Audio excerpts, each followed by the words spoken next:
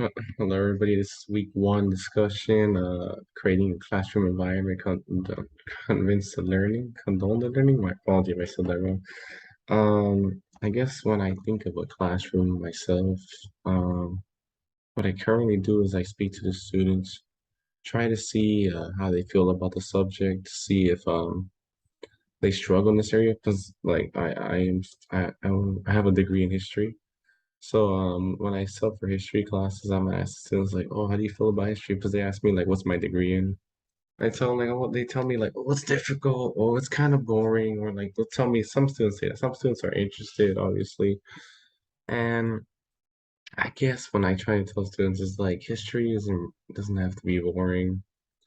To me, I love learning, and I try to tell students that learning is really nice, and even learning about the past is amazing in terms of like say a student wants to learn about their Mexican culture or just their culture in general, they might ask like, oh, why or what caused like Mexicans immigrate over here or stuff like that, you know? And because like for me, it was like I had always heard about Adolf Hitler when I got into school. And then when I finally got to learn about him, I was just really ecstatic about it because I was like, oh dang, Adolf Hitler. Like I really get to learn about finally about World War II. Stuff like that. Like, I think that's what I would want to ask the students. Like, what is something in history you want to learn that connects to our subject area? Another one is like I would ask students like to show me like what they like in general and what motivates them to go through school. Because like this is parents, this is a practice that can build connection and community for between student teacher. I feel like I would have a lot of group projects just so students can start talking to each other, really get to know one another, especially since they might have students that they don't even know that they never talked to in their grade level. I feel like I'd be pretty open about trying to tell them like, look, if you guys need help with your work, let me know.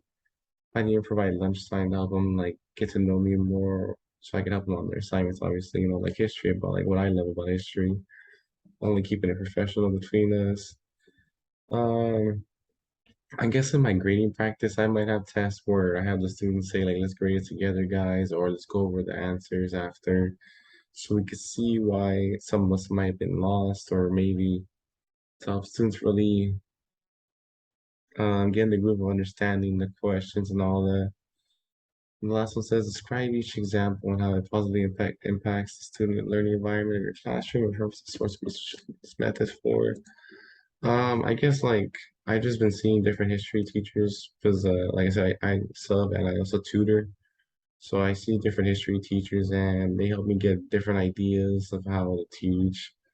Like one I've really seen, like I said, is one of my old teachers I've seen in his classroom that he has the students like watch videos which I really do like because I know a lot of students don't like to read because it's way different nowadays.